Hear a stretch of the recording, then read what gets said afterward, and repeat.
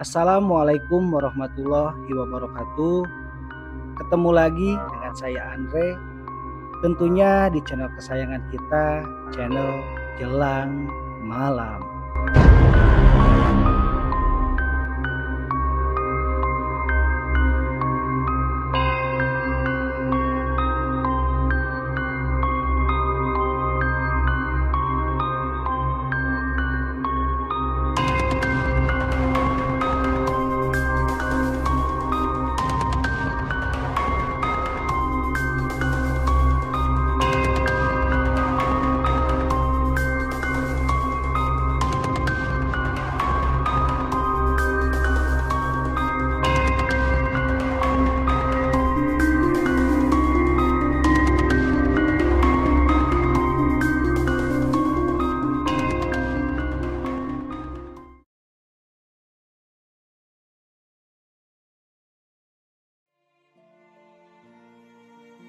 Di video sebelumnya, Jelang Malam mengangkat sebuah cerita ternyata dia hantu. Nah, buat sahabat Jelang Malam yang belum nonton, nanti di akhir video ini saya sematkan linknya ya. Jadi teman-teman tonton dulu biar seru ya.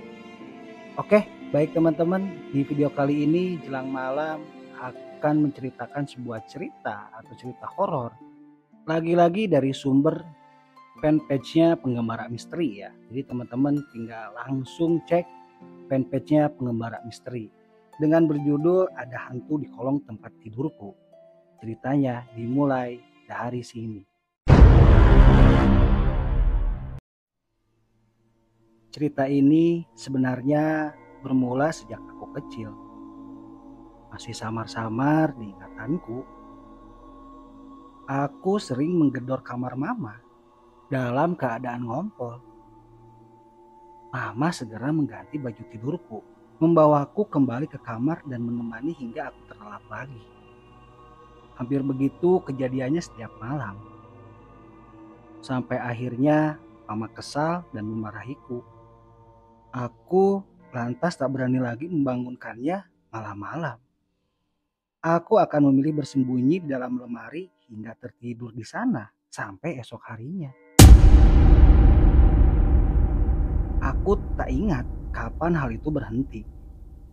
Aku mulai memikirkan hal lain dan asik bermain atau melakukan banyak hal seiring beranjak dewasanya aku. Namun, kejadian yang pernah ku alami di masa kecil itu tiba-tiba kembali lagi. Tepat pada hari ulang tahunku yang ke-17.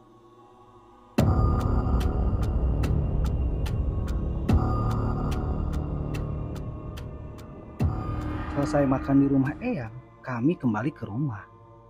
Dalam keadaan ngantuk berat, aku enggan mengganti dress yang kukenakan di pesta tadi. Kubiarkan tubuhku limbung dalam keadaan telungkup di kasur. Dan aku pun mulai terlelap. Aku tak tahu jam berapakah saat itu. Tiba-tiba kurasakan hawa dingin menyelimuti kamar. Mataku terbelalak, setengah sadar dan masih ngantuk. Aku merasa ada yang memegang tanganku. Dingin. Sangat dingin. Aku terhenyak dan kutarik tangan itu.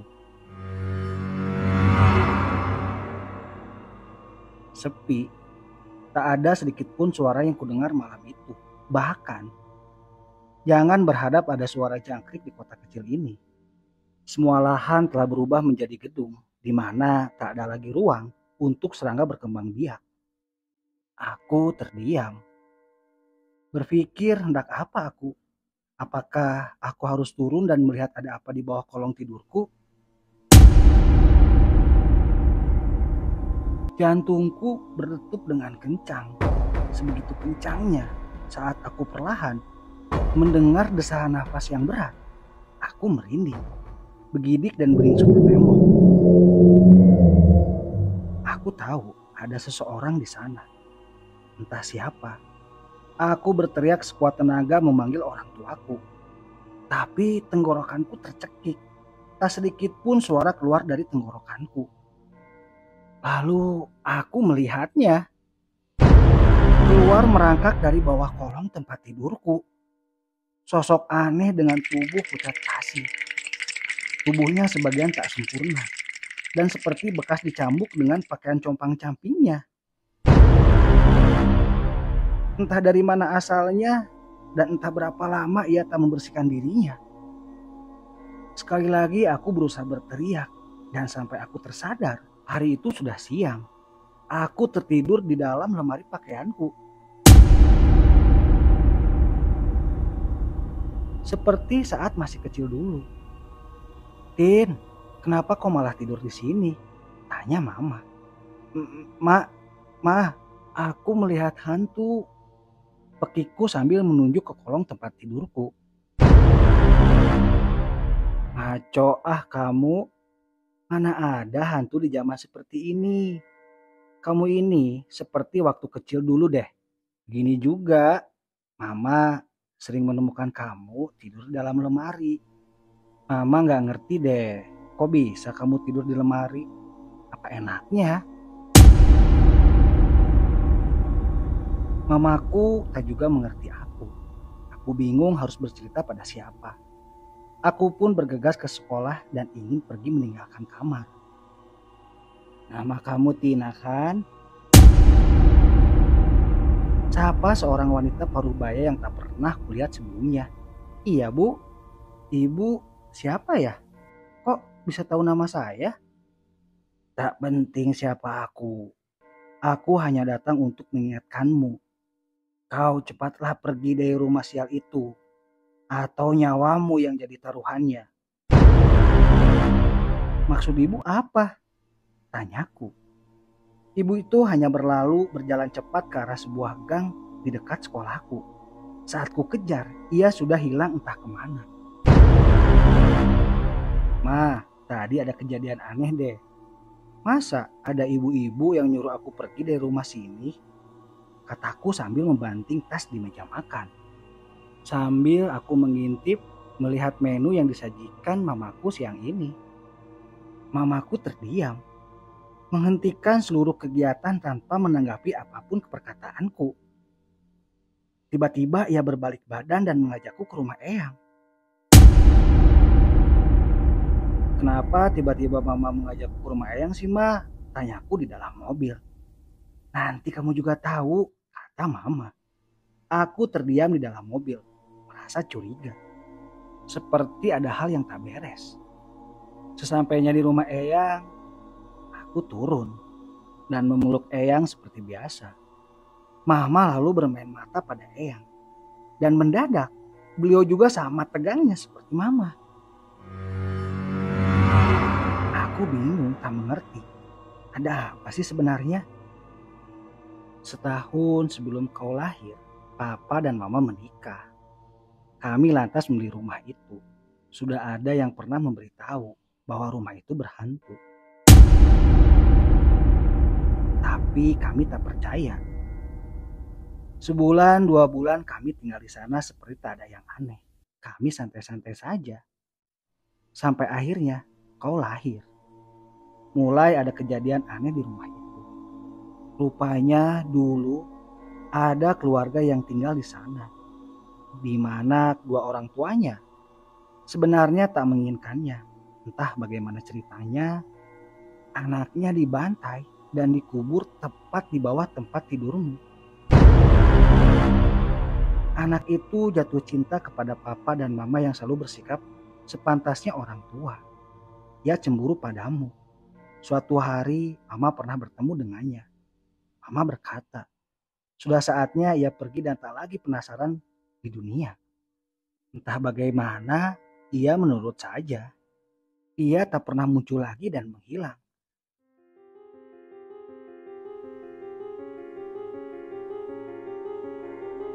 Awalnya mama sudah curiga saat kau sering mengganggu tidur mama sewaktu kecil dulu. Tapi pikir mama, saat itu kau hanya mencuri perhatian saja. Maaf ya, mama telah mengacaukan kamu. Cerita mama membuatku kaget. Jadi selama ini mama sudah tahu ada hantu yang menggangguku. Ma, Aku nggak mau balik lagi ke rumah itu. Kita harus pergi, Ma. Ibu itu sudah mengingatkan aku kalau aku kembali ke rumah itu, aku akan mati. Kataku ketakutan dan larut dalam tangis. Tidak, kau harus tetap kembali ke rumah itu. Kau harus bisa menjelaskan padanya bahwa ia seharusnya sudah tenang di alam sana. Mungkin hanya kau yang bisa membuatnya yakin dan arwahnya tenang, kata nenek. Setelah aku tenang, Mama mengajakku kembali pulang ke rumah. Aku masih merasa takut. Aku merasa tidak tenang. Malam itu aku mempersiapkan diriku baik-baik. Kalau nanti malam aku terbangun dan melihatnya lagi, aku harus beranikan diriku untuk berkata apa yang dikatakan Eyang padaku. Aku tertidur dan terbangun dalam kondisi telungkup dengan tangan menjulur ke arah kolong. Kurasakan detup jantungku sangat kencang. Dia di sana, sedang memegang tanganku. Aku pun berusaha menarik tanganku, tapi begitu berat dan aku tak mampu. Justru dalam hitungan detik, aku ditariknya ke dalam kolong.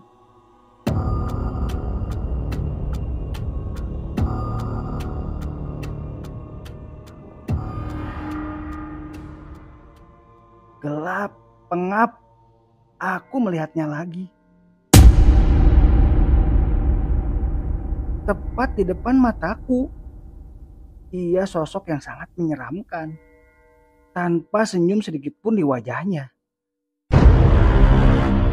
Aku berusaha menjelaskan maksudku kepadanya.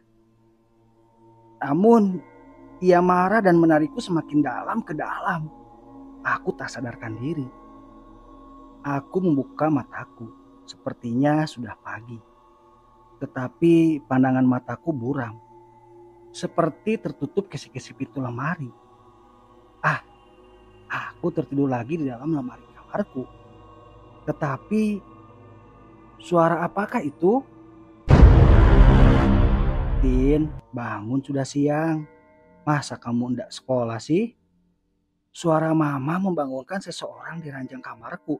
Aku mengintip dari sela-sela lemari. Iya, Ma. Sebentar lagi dong. Tina masih pengen dipeluk mama nih, kata suara itu. Oh Tuhan, apa yang terjadi? Mengapa aku melihat diriku sendiri di kamarku? Mengapa aku melihat mama di kamarku sedang bersama diriku yang lain? Lalu siapa aku? Aku ini apa?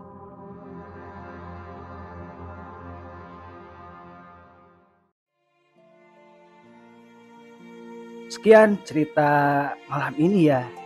Wow, ini ceritanya aku nggak nyangka ya sahabat Bilang Malam. Di endingnya bukan cukup mengerikan tapi mengerikan sekali ya. Kalau memang itu terjadi. Sahabat Bilang Malam bisa membayangkan langsung ya. Jadi ketika dia bangun, tiba-tiba dia melihat sosok dirinya dibangunkan sama mamanya.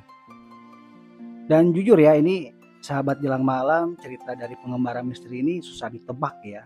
Akhirnya sebenarnya saya udah baca tapi ya memang ini bisa dibilang cerita yang sangat mengejutkan ya pada endingnya. Endingnya mengerikan. Jadi pesan moralnya ya teman-teman sebagai kita nih, kebetulan saya pribadi sudah menjadi orang tua ya. Even kalau ada cerita dari anak, keluh kesah, itu pesan moralnya adalah jangan terlalu dicuekin atau kita ngerasa itu hal yang sepele ya. Di sini loh pesan moralnya ya. Jangan menganggap enteng. Padahal si Tin ini sudah mengalami dari sejak kecil. Mamanya juga sudah tahu. Bahkan tahu permasalahan gimana storynya rumah yang dia beli ya. Nah pada akhirnya si Tin ini menceritakan juga ada wanita paruh baya yang mengingatkan supaya keluar dari sana, taruhannya adalah mati gitu kan. Jadi kita sebagai orang tua harus lebih aware lagi ya teman-temannya, intinya seperti itu pesan moralnya. Baik teman-teman, ini boleh ya kalau ada yang pro dan kontra, apakah ini cerita ini nyata atau hanya fiksi belaka, teman-teman boleh berkomentar di kolom komentar dengan bijak ya. Baik sahabat Jelang Malam, sekian video kali ini. Terima kasih buat sahabat Jelang Malam yang selalu setia ya. Jangan lupa like dan share. Ramaikan juga kolom komentarnya. Saran dan kritik atau sahabat Jelang Malam punya cerita horor dan misteri, bisa langsung saja ke WA yang sudah saya cantumkan di deskripsi. Buat teman-teman, kalau muncul channel Jelang Malam di beranda teman-teman, tonton dulu dan rasakan sensasinya. Kalau teman-teman suka dengan kontennya, jangan lupa like, komen, dan subscribe ya, agar channel Jelang Malam bisa semakin berkembang. Jelang Malam upload setiap malam ya. Khusus edisi malam Jumat, Jelang Malam akan membacakan semua kiriman cerita dari sahabat versi Jelang Malam. Dan khusus hari Minggu, Jelang Malam upload di jam 15.00 sore ya. Dan apabila ada salah kata atau ucapan yang tidak mengenakan, saya minta maaf yang sebesar-besarnya. Baik sahabat Jelang Malam, wassalamualaikum warahmatullahi wabarakatuh.